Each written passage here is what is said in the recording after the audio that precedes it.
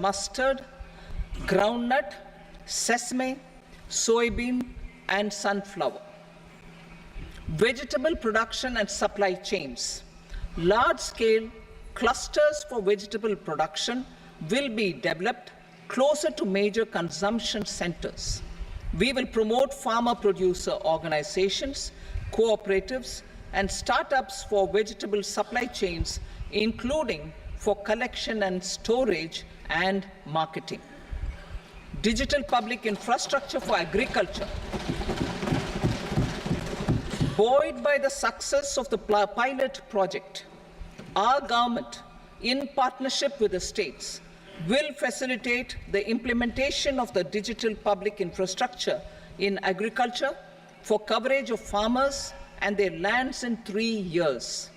During this year, digital crop survey for Kharif using the DPI will be taken up in 400 districts.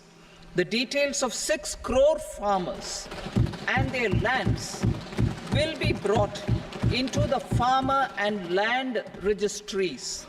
Further, the issuance of Jan Samarth-based Kisan credit cards will be enabled in 5 states. Shrimp production and export. Financial support for setting up a network of nucleus breeding centers for shrimp brood stocks will be provided. Financing for shrimp farming, processing, and export will be facilitated through NABARD. National cooperation policy. Our government will bring out a national cooperation policy for systematic, orderly, and all-round development of the cooperative sector, fast-tracking growth of rural economy and generation of employment opportunities on a large scale will be the policy goal. This year, I have made a provision of 1.52 lakh crore rupees for agriculture and allied sectors.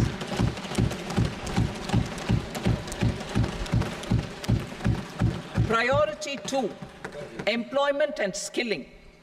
Employment-linked incentive.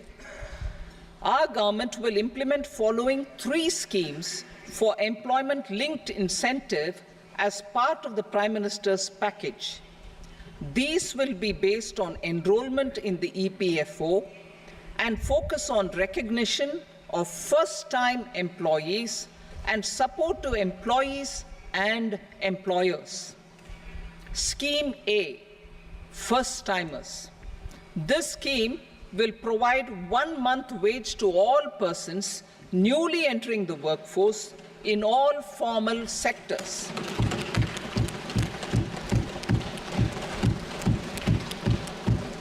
Direct benefit transfer of 1 month's salary in 3 installments to first-time employees as registered in the EPFO will be up to 15,000 rupees.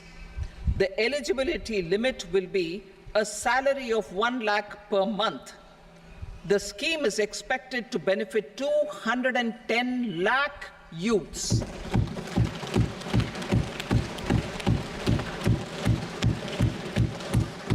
Scheme B, job creation in manufacturing. This scheme will incentivize additional employment in the manufacturing sector linked to the employment of first-time employees. An incentive will be provided at specified scale directly both to the employee and the employer with respect to the EPFO contribution in the first 4 years of employment. The scheme is expected to benefit 30 lakh youth entering employment and their employers.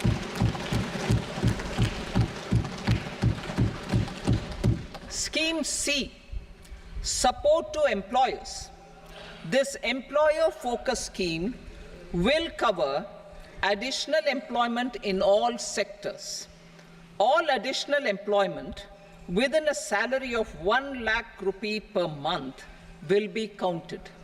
The government will reimburse to employers up to 3,000 rupees per month for 2 years towards the EPFO contribution for each additional employee. The scheme is expected to incentivize additional employment of 50 lakh persons.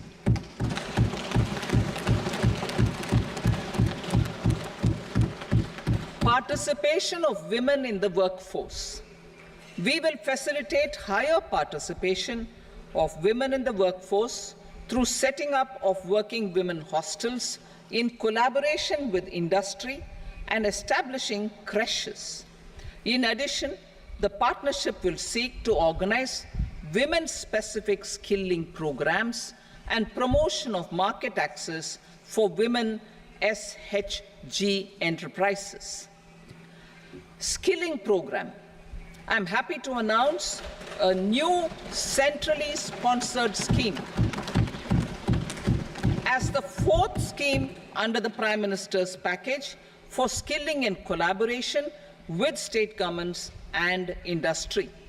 20 lakh youth will be skilled over a 5-year period.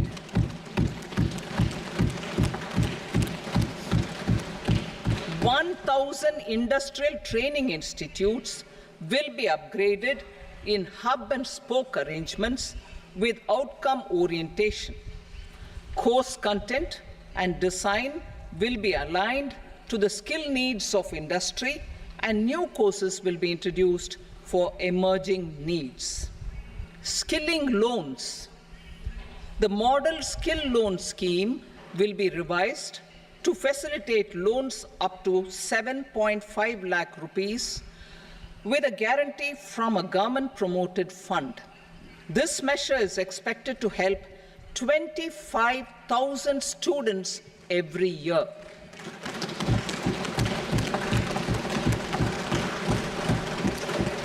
Education loans. For helping our youth who have not been eligible for any benefit under government schemes and policies, I am happy to announce a financial support for loans up to 10 lakh rupees for higher education in domestic institutions.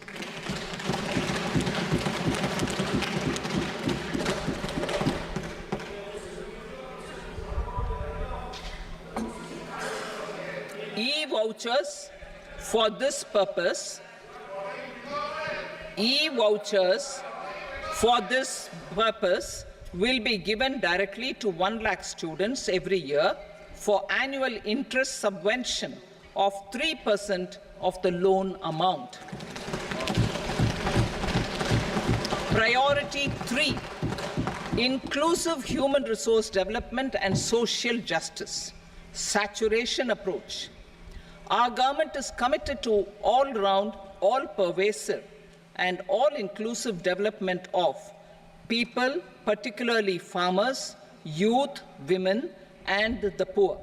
For achieving social justice comprehensively, the saturation approach of covering all eligible people through various programs, including those for education and health, will be adopted to empower them by improving their capabilities. Implementation of schemes meant for supporting economic activities by craftsmen, artisans, self-help groups, scheduled caste, scheduled tribe, and women entrepreneurs and street vendors such as the PM Vishwakarma, PM Swanidhi, National Livelihood Missions, and Stand Up India will be stepped up. Purvodaya. The states in the eastern part of the country are rich in endowments and have strong cultural traditions. We will formulate a plan, Purvodaya, for the all-round development of the eastern region of the country, covering Bihar, Jharkhand, West Bengal, Odisha, and Andhra Pradesh. This will cover human resource development, infrastructure, and generation of economic opportunities to make the region an engine to attain Vikasit Bharat. On the Amritsar-Kolkata industrial corridor. We will support development of an industrial node at Gaya. This corridor will catalyze industrial development of the eastern region. The industrial node at Gaya will also be a good model for developing our ancient centers of cultural importance into future centers of modern economy. This model shall showcase Vikas B, Virasat B in our growth trajectory. We will also support development of road connectivity projects, namely 1. Patna-Purnia Expressway, 2. Buxar-Bhagalpur Expressway, 3. Bodh Gaya, Rajgir, Vaishali and Darbhanga spurs, and 4. Additional 2-lane bridge over River Ganga at Buxar at a total cost of 26,000 crore rupees.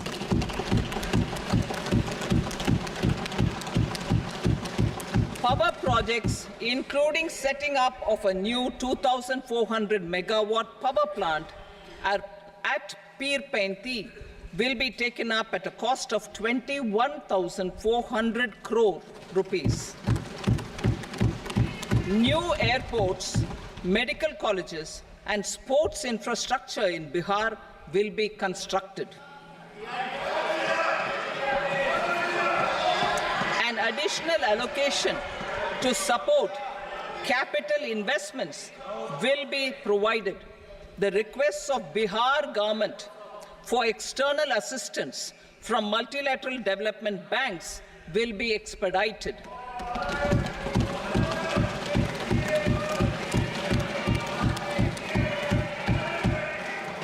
Andhra Pradesh Reorganization Act. Our government has made concerted efforts to fulfill the commitments in Andhra Pradesh Reorganization Act.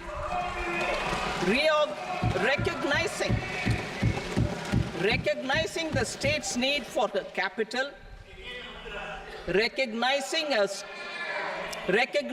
the state's need for a capital, we will facilitate special financial support through multilateral development agencies.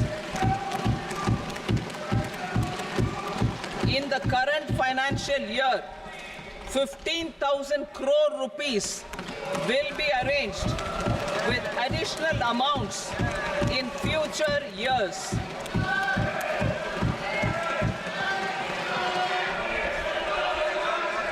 Our government is fully committed to financing and early completion of the Polavaram irrigation project, which is the lifeline for Andhra Pradesh and its farmers. This will facilitate our country's food security as well. Under the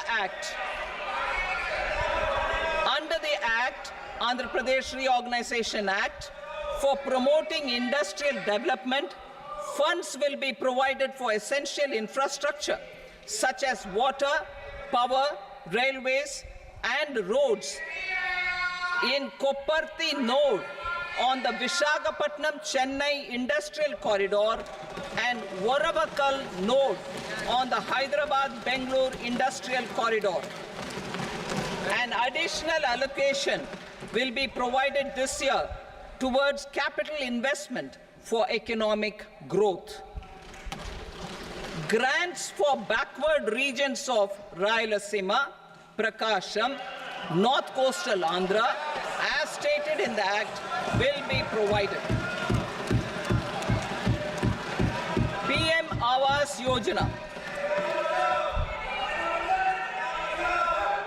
3 crore additional houses under the PM Awas Yojana in rural and urban areas in the country have been announced, for which the necessary allocations are being made. Women-led development. For promoting women-led development, the budget carries an allocation of more than 3 lakh crore for schemes benefiting women and girls. This signals our government's commitment for enhancing women's role in economic development. Pradhan Mantri Janjatiya Unnat Gram Abhiyan, for improving the socio-economic condition of tribal communities, we will launch the Pradhan Mantri Janjatiya Unnat Gram Abhiyan by adopting saturation coverage for tribal families in tribal majority villages and aspirational districts.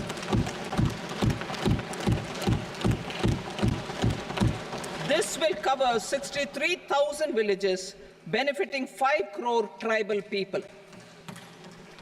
Bank branches in northeastern region. More than 100 branches of India Post Payment Bank will be set up in the northeast region to expand the banking services. This year, I have made a provision of 2.66 lakh crore rupees for rural development, including rural infrastructure.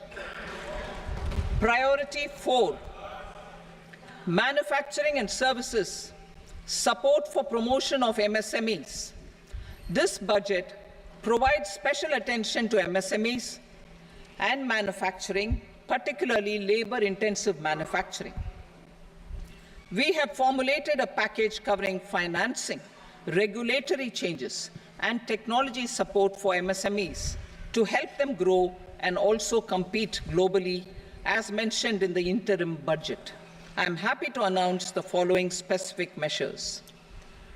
Credit guarantee scheme for MSMEs in the manufacturing sector. For facilitating term loans to MSMEs for purchase of machinery and equipment without collateral or third-party guarantee, a credit guarantee scheme will be introduced.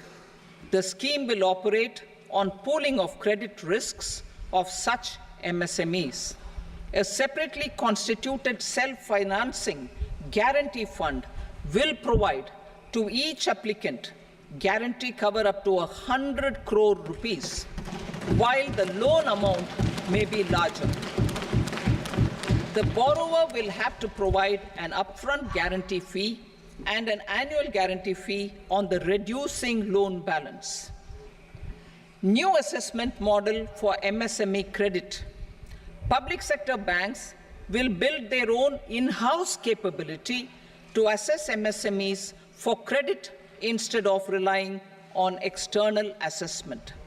They will also take a lead in developing or getting developed a new credit assessment model based on the scoring of digital footprints of the MSMEs in the economy. This is expected to be a significant improvement over the traditional assessment of credit eligibility based only on asset or turnover criteria. That will also cover MSMEs without a formal accounting system. Credit support to MSMEs during stress period. I'm happy to announce a new mechanism for facilitating continuation of bank credit to MSMEs during their stress period while being in special mention account, SMA stage, for reasons beyond their control. MSMEs need credit to continue their business and to avoid getting into the NPA stage. Credit availability will be supported through a guarantee from a government-promoted fund. Mudra loans. The limit of Mudra loans will be enhanced to 20 lakh from the current 10 lakh for those entrepreneurs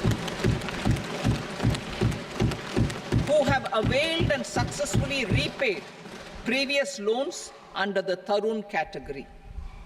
Enhanced scope for mandatory onboarding in trades. For facilitating MSMEs to unlock their working capital by converting their trade receivables into cash, I propose to reduce the turnover threshold of buyers for mandatory onboarding on the trades platform from rupees 500 crore to 250 crore rupees. This measure will bring 22 more CPSCs and 7,000 more companies onto the platform. Medium enterprises will also be included in the scope of the suppliers. SIDBI branches in MSME clusters. SIDBI will open new branches to expand its reach to serve all major MSME clusters within 3 years and provide direct credit to them. With the opening of 24 such branches this year, the service coverage will expand to 168 out of 242 major clusters. MSME units for food irradiation, quality and safety testing. Financial support for setting up of 50 multi-product food irradiation units in the MSME sector will be provided. Setting up of 100 food quality and safety testing labs with NABL accreditation will be facilitated. E-commerce export hubs. To enable MSMEs and traditional artisans to sell their products in international markets, e-commerce export hubs will be set up in public-private partnership mode.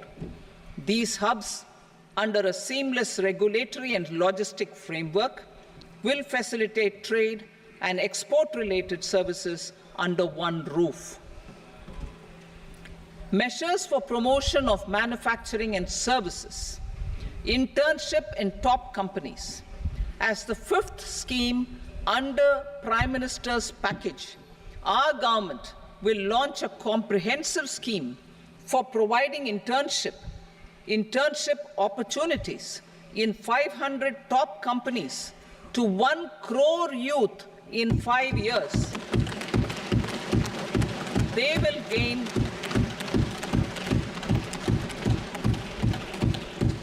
will gain exposure for 12 months to real-life business environment, varied professions, and employment opportunities.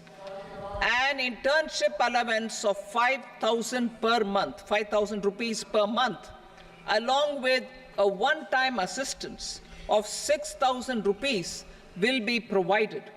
Companies will be expected to bear the training cost and 10% of their internship cost from their CSR funds. Industrial parks. Our government will facilitate development of investment-ready, plug-and-play industrial parks with complete infrastructure in or near 100 cities in partnership with the states and private sector by better using town planning schemes. 12 industrial parks under the National Industrial Corridor Development Program also will be sanctioned.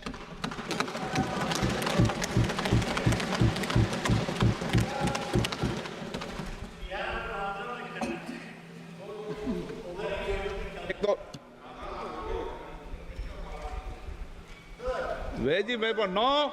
Please, Petty.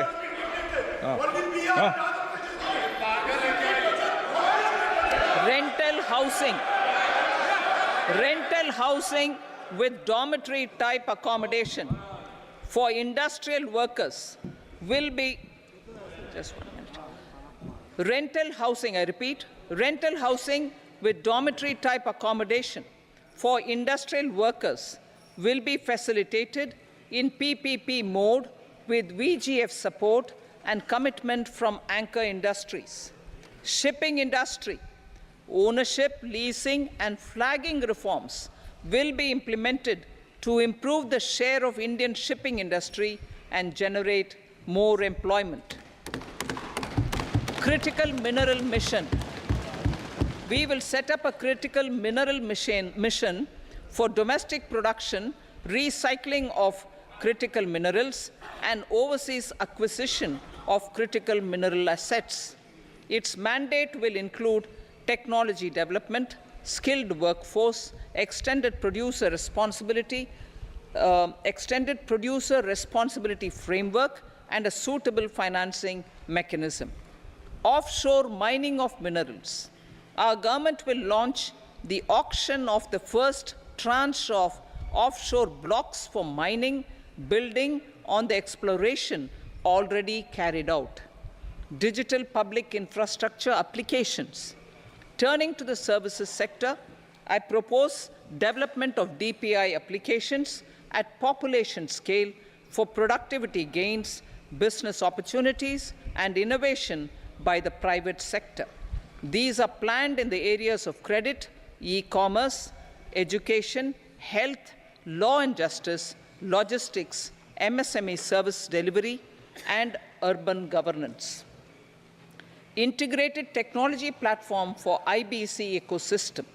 An integrated technology platform will be set up for improving the outcomes under the Insolvency Bankruptcy Code for achieving consistency, transparency, timely processing, and better oversight for all stakeholders. Voluntary closure of LLPs. The services of the Center for Processing Accelerated Corporate Exit, CPACE, will be extended for voluntary closure of LLPs to reduce the closure times. National Company Law Tribunals. The IBC has resolved more than 1,000 companies, resulting in direct recovery of 3.3 lakh crore to creditors. 3.3 lakh crore rupees to creditors. In addition, 28,000 cases involving over 10 lakh crore rupees have been disposed of even prior to admission. Appropriate changes to the IBC, reforms and strengthening of the tribunal and appellate tribunals will be initiated to speed up insolvency resolution. Additional tribunals will be established. Out of those, some will be notified to decide cases exclusively under the Companies Act. Debt recovery. Steps for reforming and strengthening debt recovery tribunals will be taken. Additional tribunals will be established to speed up recovery. Priority 5, urban development. Cities as growth hubs. Working with states, our government will facilitate development of cities as growth hubs. This will be achieved through economic and transit planning and orderly development of peri-urban areas utilizing town planning schemes. Creative redevelopment of cities. For creative brownfield redevelopment of existing cities with a transformative impact, our government will formulate a framework for enabling policies, market-based mechanisms, and regulation. Transit-oriented development. Transit-oriented development plans for 14 large cities with a population above 30 lakh will be formulated, along with an implementation and financing strategy. Urban housing. Under the PM Awas Yojana, Urban 2.0, housing needs of 1 crore urban poor and middle-class families will be addressed with an investment of 10 lakh crore rupees. This will include the central assistance of 2.2 lakh crore rupees in the next 5 years. A provision of interest subsidy to facilitate loans at affordable rates is also envisaged. In addition, enabling policies and regulations for efficient and transparent rental housing markets with enhanced availability will also be put in place. Water supply and sanitation. In partnership with state governments and multilateral development banks, we will promote water supply, sewage treatments, and solid waste management projects and services for 100 large cities through bankable projects. These projects will also envisage use of treated water for irrigation and filling up of tanks in nearby areas. Street markets. Building on the success of PM Swanidhi scheme in transforming the lives of street vendors, our government envisions a scheme to support each year over the next 5 years the development of 100 weekly hearts or street food hubs in select cities. Stamp duty.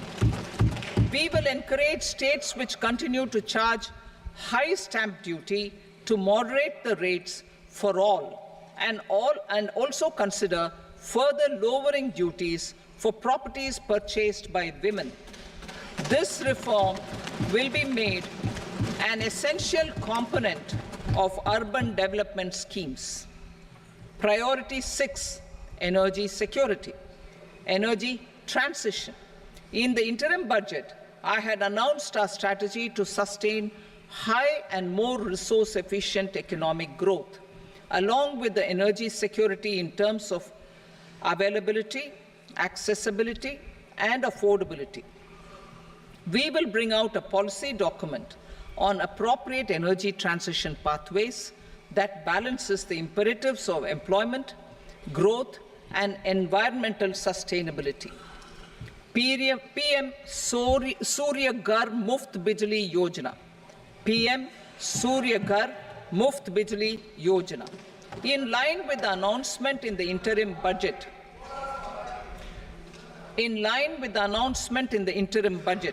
PM Surya Ghar Muft Bijli Yojana has been launched to install rooftop solar plants to enable 1 crore households obtain free electricity up to 300 units every month. The scheme has generated remarkable response with more than 1.28 crore registrations and 14 lakh applications, and we will further encourage it. Pumped storage policy. A policy for promoting pumped storage projects will be brought out for electricity storage and facilitating smooth integration of the growing share of renewable energy with its variable and intermittent nature in the overall energy mix. Research and development of small and modular nuclear reactors. Nuclear energy is expected to form a very significant part of the energy mix for Vikasit Bharat. Towards that pursuit, our government will partner with the private sector for 1. Setting up Bharat Small Reactors, 2. Research and development of Bharat Small Modular Reactor, and 3. Research and development of newer technologies for nuclear energy. The R&D funding announced in the interim budget will be made available for this sector also. Advanced ultra supercritical thermal power plants. The development of indigenous technology for advanced ultra supercritical thermal power plants with much higher efficiency has been completed. A joint venture between NTPC and BHEL will set up a full-scale 800 megawatt commercial plant using AUSC technology. The government will provide the required fiscal support. Moving forward, development of indigenous capacity for the production of high-grade steel and other advanced metallurgy materials for these plants will result in strong spin-off benefits for the economy. Roadmap for hard-to-abate industries. A roadmap for moving the hard-to-abate industries from energy efficiency targets to emission targets will be formulated. Appropriate regulations for transition of these industries from the current perform, achieve, and trade mode to Indian carbon market mode will be put in place. Support to traditional micro and small industries. An investment-grade energy audit of traditional micro and small industries in 60 clusters, including brass and ceramic, will be facilitated. Financial support will be provided for shifting them to cleaner forms of energy and implementation of energy efficiency measures. The scheme will be replicated in another 100 clusters in the next phase. Priority 7, infrastructure investment by central government. Significant investment the central government has made over the years in building and improving infrastructure has had a strong multiplier effect on the economy. We will endeavor to maintain strong fiscal support for infrastructure over the next 5 years in conjunction with imperatives of other priorities and fiscal consolidation. This year, I have provided 11,11,111 crore rupees for capital expenditure.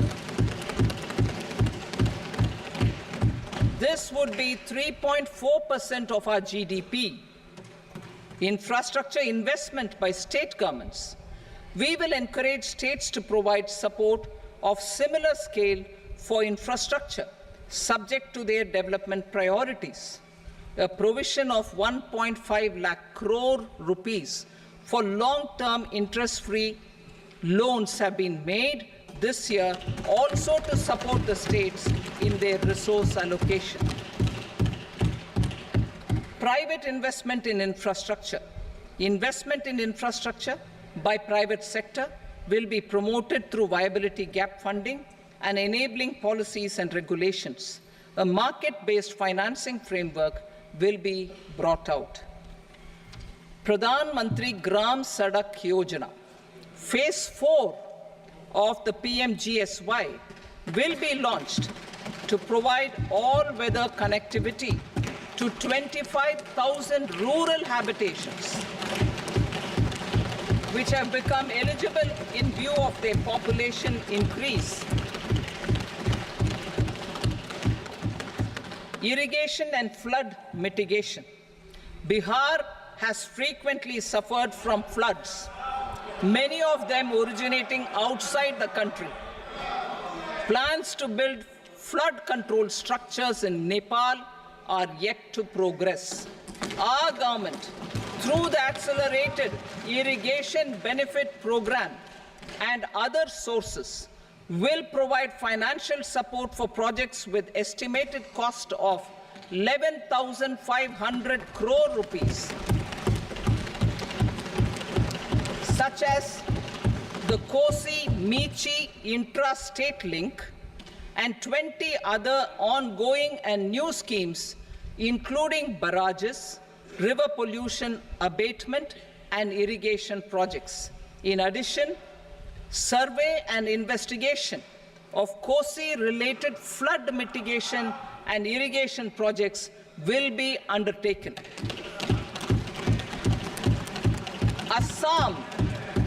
Assam grapples with floods every year by the Brahmaputra River and its tributaries originating outside India. We will provide assistance to Assam for flood management and related projects.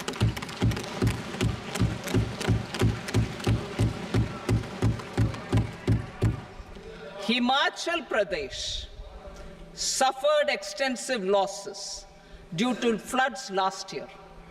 Our government will provide assistance to the state for reconstruction and rehabilitation through multilateral development assistance.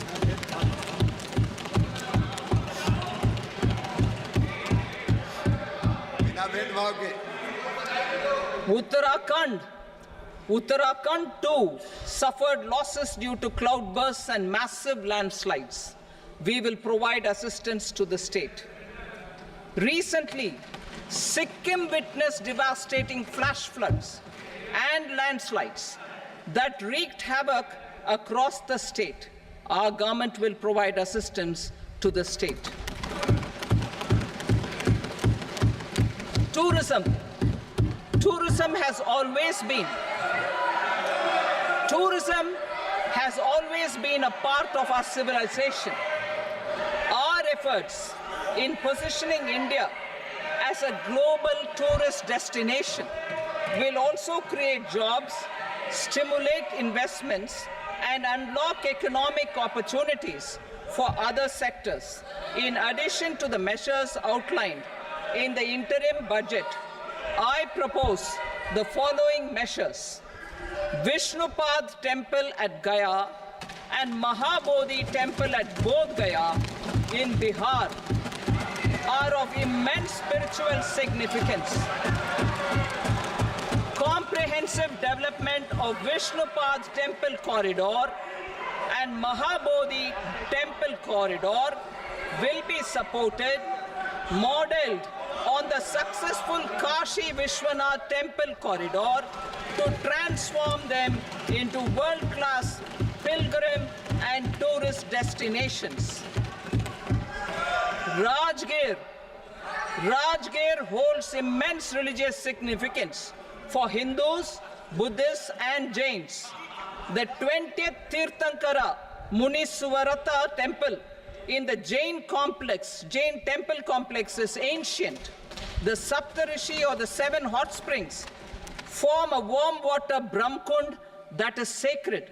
A comprehensive development initiative for Rajgir will be undertaken.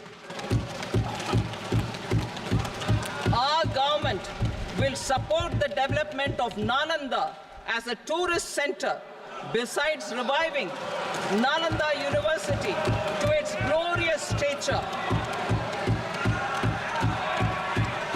Odisha's scenic beauty, temples, monuments, craftsmanship, wildlife sanctuaries, natural landscapes, and pristine beaches make it an ultimate tourism destination. Our government will provide assistance for their development to Odisha as well. Priority 8, innovation, research and development. We will operationalize the Anusandhan National Research Fund for basic research and prototype development. Further, we will set up a mechanism for spurring private sector-driven research and innovation at commercial scale, with a financing pool of 1 lakh crore rupees in line with the announcement in the interim budget. Space economy. With our continued emphasis on expanding the space economy by 5 times in the next 10 years, a venture capital fund of 1,000 crore rupees will be set up. Priority 9, next generation reforms. Economic policy framework. We will formulate an economic policy framework to delineate the overarching approach to economic development and set the scope of the next generation of reforms for facilitating employment opportunities and sustaining high growth. Our government will initiate and incentivize reforms for 1. Improving productivity of factors of production, and 2. Facilitating markets and sectors to become more efficient. These reforms will cover all factors of production, namely land, labor, capital, and entrepreneurship, and technology as an enabler of improving total factor productivity and bridging inequality. Effective implementation of several of these reforms requires collaboration between the center and the states, and building consensus as development of the country lies in development of the states. For promoting competitive federalism and incentivizing states for faster implementation of reforms, I propose to earmark a significant part of the 50-year interest-free loan. Working with the states, we will initiate the following reforms.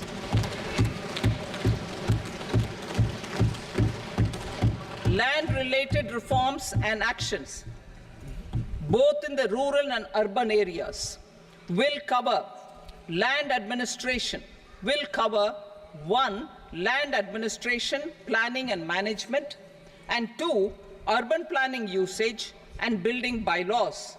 These will be incentivized for completion within the next 3 years through appropriate fiscal support. Rural land-related actions. Rural land-related actions will include 1. Assignment of unique land parcel identification number, UL PIN, or Bhu Aadhaar for all lands. 2. Digitization of cadastral maps. 3. Survey of subdivisions, survey of map subdivisions as per current ownership. 4. Establishment of land registry. And 5. Linking to the farmers registry. These actions will also facilitate credit flow and other agricultural services. Urban land-related actions. Land records in urban areas will be digitized with GIS mapping. An IT-based system for property record administration, updating, and tax administration will be established. These will also facilitate improving the financial position of urban local bodies. Labor-related reforms. Services to labor. Our government will facilitate the provision of a wide array of services to labor, including those for employment and skilling. A comprehensive integration of e-Shram portal with other portals will facilitate such one-stop solution. Open architecture databases for the rapidly changing labor market, skill requirements, and available job roles, and a mechanism to connect job aspirants with potential employers and skill providers will be covered in these services. Shram Suvidha and Samadhan portal. Shram Suvidha and Samadhan portal will be revamped to enhance ease of compliance for industry and trade. Capital and entrepreneurship related reforms, financial sector vision and strategy. For meeting financing needs of the economy, our government will bring out a financial sector vision and strategy document to prepare the sector in terms of size, capacity, and skills. This will set the agenda for the next 5 years and guide the work of the government, regulators, financial institutions, and market participants. Taxonomy for climate finance. We will develop taxonomy for climate finance for enhancing the availability of capital for climate adaptation and mitigation. This will support achievement of the country's climate commitments and green transition. Variable capital company structure. We will seek the required legislative approval for providing an efficient and flexible mode for financing leasing of aircrafts and ships and pooled funds of private equity through a variable company structure. Foreign direct investments and overseas investment. The rules and regulations for foreign direct investment and overseas investments will be simplified to 1. Facilitate foreign direct investments, 2. Nudge prioritization, and 3. Promote opportunities for using Indian rupee as a currency for overseas investment. NPS Vatsalya. NPS Vatsalya, a plan for contribution by parents and guardians for minors, will be started. On attaining the age of majority, the plan can be converted seamlessly into a normal NPS account. Use of technology. We have successfully used technology for improving productivity and bridging inequality in our economy during the past 10 years. Public investment in digital infrastructure and innovations by the private sector have helped in improving access of all citizens, particularly the common people, to market resources, education, health and services. We will step up adoption of technology towards digitalization of the economy. Ease of doing business. For enhancing ease of doing business, we are already working on the Jan Vishwas Bill 2.0. Further, states will be incentivized for implementation of the business reforms, action plans, and digitalization. Data and statistics. For improving data governance, collection, processing and management of data and statistics, different sectoral databases, including those established under the Digital India Mission, will be utilized with active use of technology tools. New pension scheme. The committee to review the NPS has made considerable progress in its work. I am happy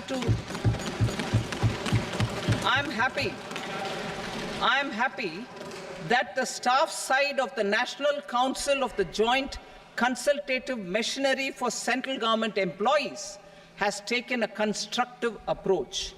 A solution will be evolved which addresses the relevant issues while maintaining fiscal prudence to protect the common citizens. Budget estimates for 24-25. For the year 24-25, total receipts other than borrowings and the total expenditure are estimated at 32.07 lakh crore rupees and 48.21 lakh crore rupees respectively. The net tax receipts are estimated at 25.83 lakh crore rupees. The fiscal deficit is estimated at 4.9% of the GDP. The gross and the net market borrowings through dated securities during 24-25 are estimated at 14.01 lakh crore rupees and 11.63 lakh crore rupees respectively. Both will be less than that in 23-24. The fiscal consolidation path announced by me in 2021 has served our economy very well, and we aim to reach the deficit below 4.5% next year. The government is committed to staying the course. From 2026-27 onwards, our endeavor will be to keep the fiscal deficit each year such that the central government's debt will be on a declining path as percentage of GDP. I will now move to Part B.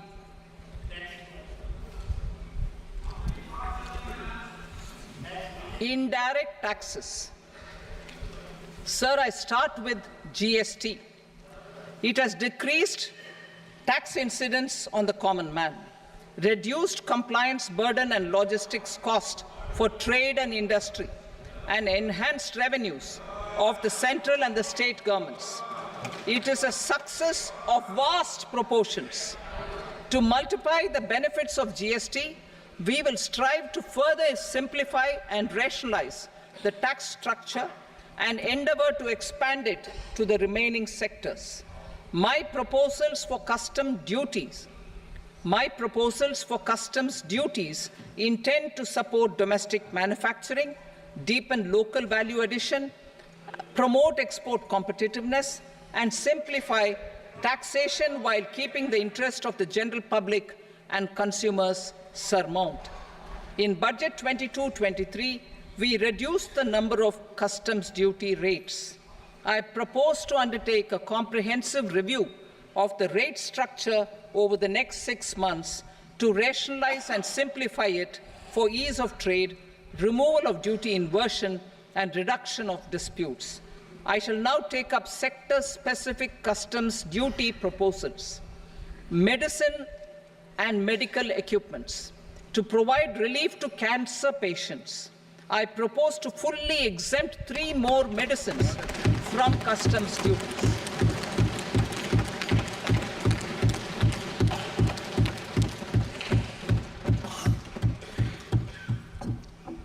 I also propose changes in the BCD on X-ray tubes and flat panel detectors for use in medical X-ray machines under the phased manufacturing program so as to synchronize them with the domestic capacity addition.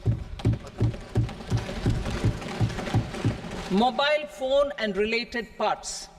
With a threefold increase in domestic production and almost a 100-fold jump in exports of mobile phones over the last 6 years, the Indian mobile industry has matured. In the interest of consumers, I now propose to reduce the BCD on mobile phone, mobile PCBA, and mobile charger to 15%. Critical minerals.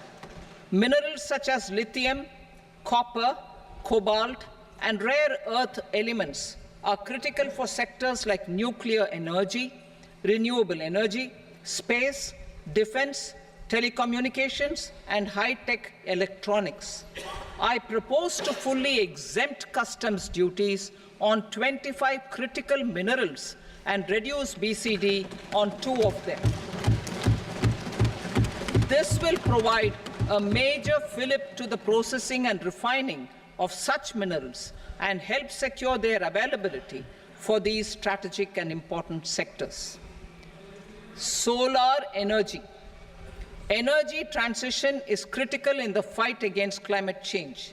To support energy transition, I propose to expand the list of exempted capital goods for use in the manufacture of solar cells and panels in the country. Further, in view of sufficient domestic manufacturing capacity of solar gas, glass, and tinned copper interconnect, I propose not to extend the exemption of custom duties provided to them. Marine products. India's seafood exports in the last financial year touched an all-time high of more than 60,000 crores of rupees. Frozen shrimp accounted for about 2/3 of these exports. To enhance their competitiveness, I propose to reduce BCD on certain broodstock, polychaete worms, shrimp, and fish feed to 5%. I also propose to exempt customs duty on various inputs for manufacture of shrimp and fish feed. Leather and textile. Similarly, to enhance the competitiveness of exports in the leather and textile sectors, I propose to reduce BCD on real down-filling material from duck or goose. I am also making additions to the list of exempted goods for manufacture of leather and textile garments, footwear, and other leather articles for export. To rectify inversion in duty, I propose to reduce BCD subject to conditions on methylene diphenyl diisocyanate, MDI, for manufacture of spandex yarn from 7.5 to 5%. Furthermore, the export duty structure on raw hides, skin, and leather is proposed to be simplified and rationalized. Precious metals. To enhance domestic value addition in gold and precious metal jewelry in the country, I propose to reduce customs duties on gold and silver to 6% and that of platinum to 6.4%. Other metals. Steel and copper are important raw materials. To reduce their cost of production, I propose to remove the BCD on ferronickel and blister copper.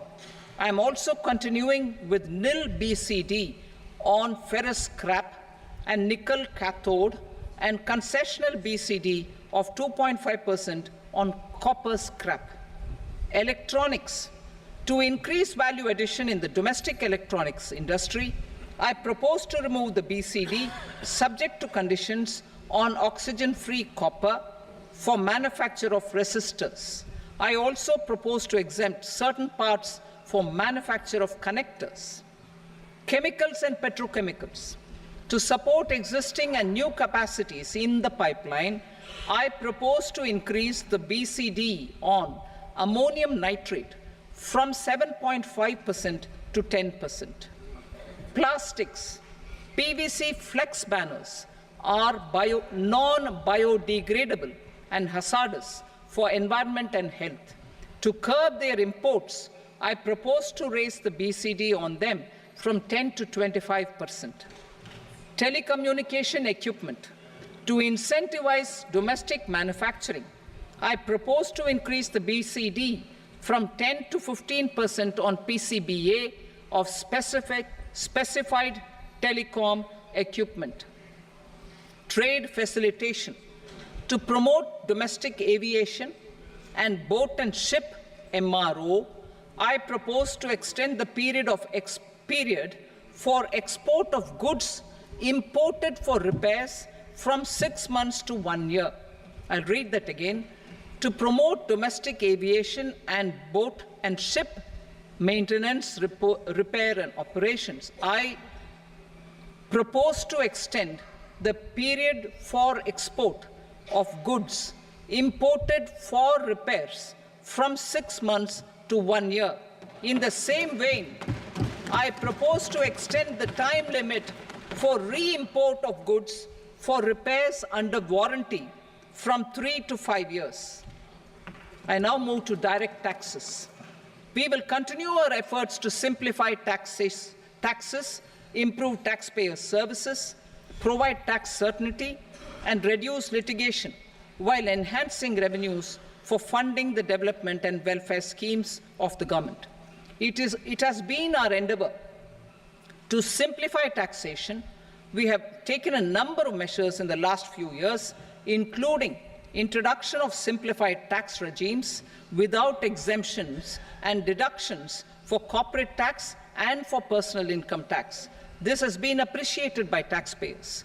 58% of corporate tax came from the simplified tax regime in the financial year 22-23. Similarly, as per data available till now, for the last fiscal, more than 2/3 have availed the new personal income tax regime. Comprehensive review of the Income Tax Act.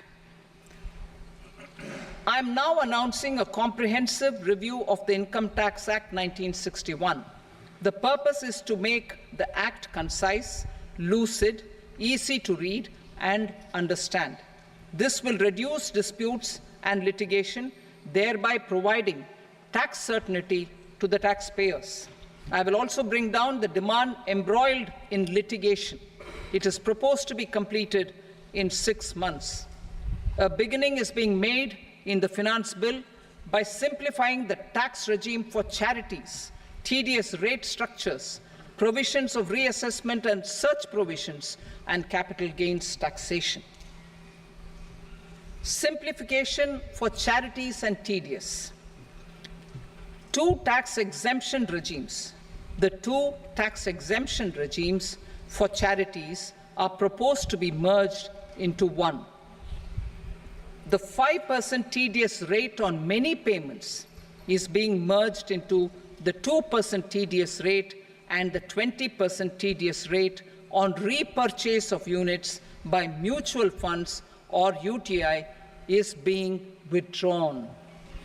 Tedious rate on e-commerce operators is proposed to be reduced from 1 to 0.1%. Moreover, credit of TCS is proposed to be given in the TDS to be deducted on salary. Further, I propose to decriminalize delay for payment of TDS up to the due date of filing statement for the same. I also plan to provide a standard operating procedure for TDS defaults and simplify and rationalize the compounding guidelines for such defaults. Simplification of reassessment. I propose to thoroughly simplify the provisions for reopening and reassessment. An assessment hereinafter can be reopened beyond 3 years from the end of the assessment year only if the escaped income is 50 lakh rupees or more up to a maximum period of 5 years from the end of the assessment year. Even in such cases, a time limit of 6 years before the year of the search, as against the existing time limit of 10 years, is being proposed. This will reduce tax uncertainty and disputes.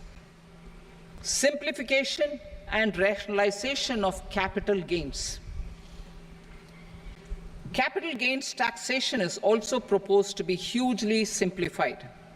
Short-term gains on certain financial assets shall henceforth attract a tax rate of 20%, while that on all other financial assets and all non-financial assets shall continue to attract the applicable tax rate. Long-term gains on all financial and non-financial assets, on the other hand, will attract a tax rate of 12.5%. For the benefit of the lower and the middle income classes, I propose to increase the limit of exemption of capital gains on certain financial assets to 1.25 lakh rupees per year.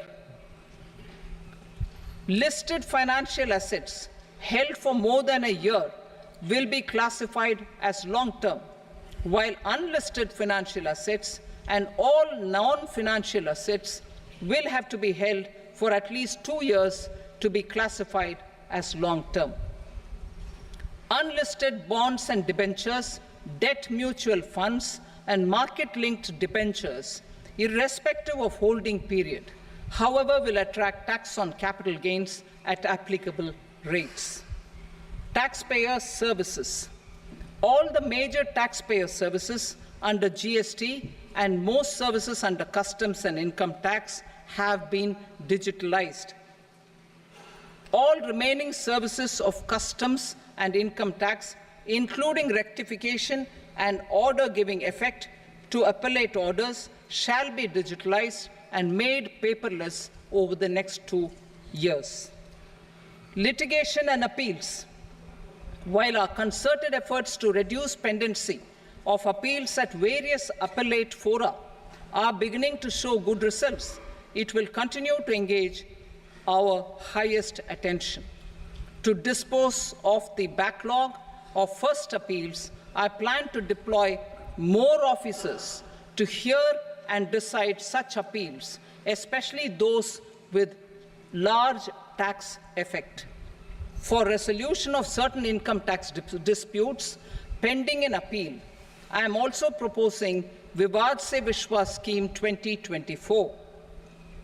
Further, I propose to increase monetary limits for filing appeals related to direct taxes, excise, and service tax in the tax tribunals, high courts, and Supreme Court to 60 lakh rupees, 2 crore rupees, and 5 crore respectively.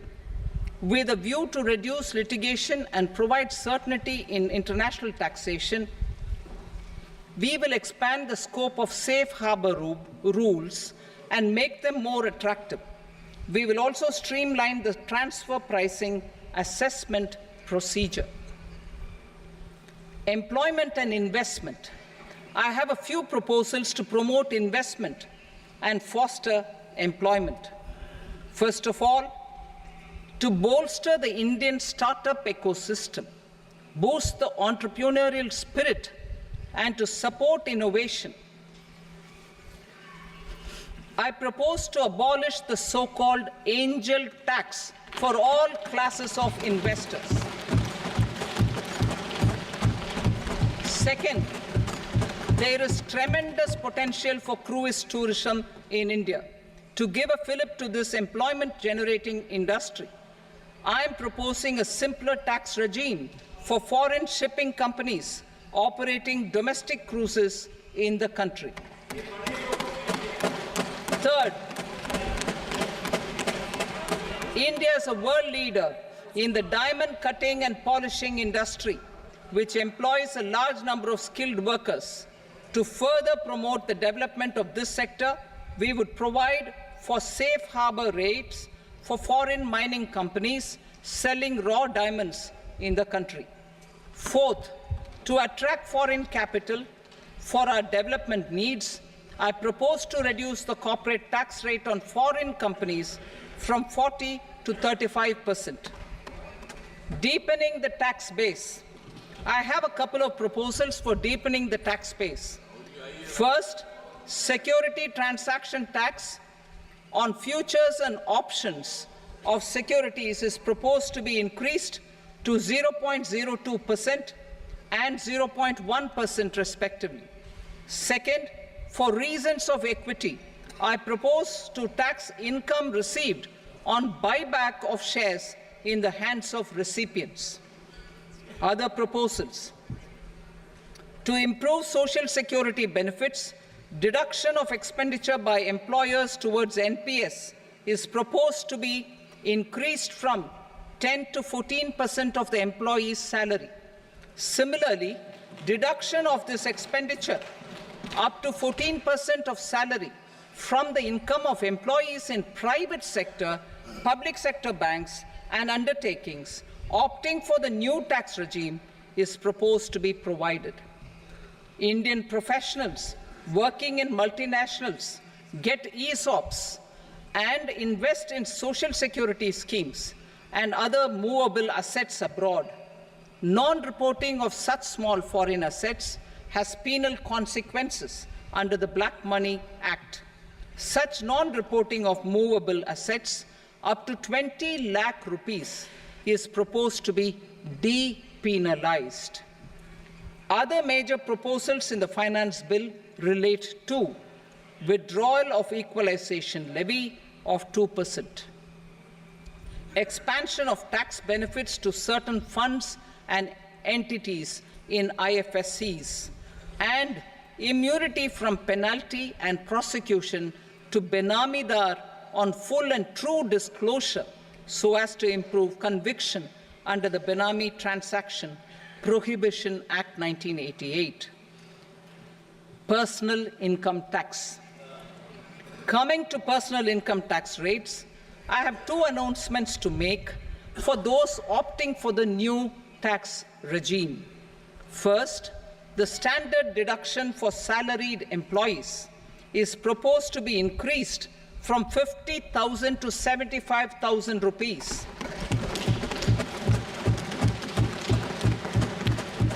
Similarly, deduction on family pension for pensioners is proposed to be enhanced from 15,000 to 25,000 rupees.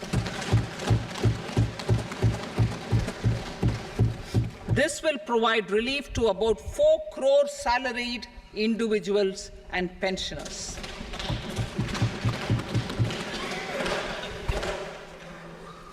Second, in the new tax regime, the tax rate structure is proposed to be revised as follows: 0 to 3 lakh rupees, nil; 3 to 7 lakh rupees, 5%; 7 to 10 lakh rupees, 10%; 10 to 12 lakh rupees, 15%; 12 to 15 lakh rupees, 20%; and above 15 lakh rupees, 30%.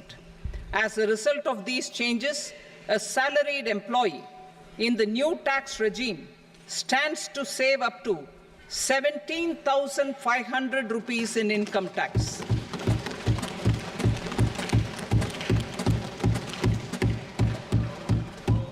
Apart from these, I am also making some other changes as given in the annexure. As a result of these proposals, revenue of about 37,000 crore, that is 29,000 crore in direct taxes and 8,000 crore in indirect taxes, will be foregone, while revenue of about 30,000 crore rupees will be additionally mobilized. Thus, the total revenue foregone is about 7,000 crores annually. Mr. Speaker, sir, with this, I commend the budget to this august House. Jai Hind.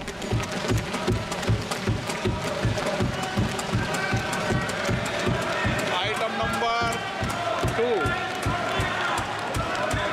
Item number 2.